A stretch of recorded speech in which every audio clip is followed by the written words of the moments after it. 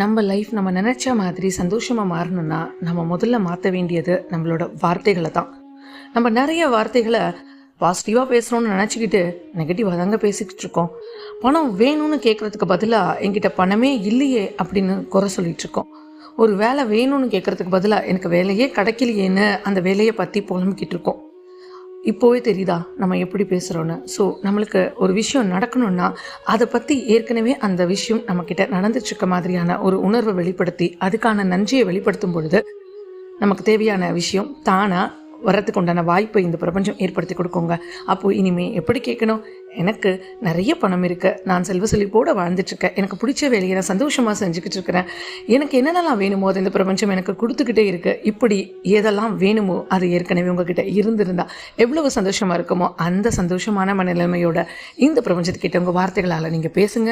இந்த பிரபஞ்சம் நிச்சயமாக உங்களுக்கு கொடுக்கும்.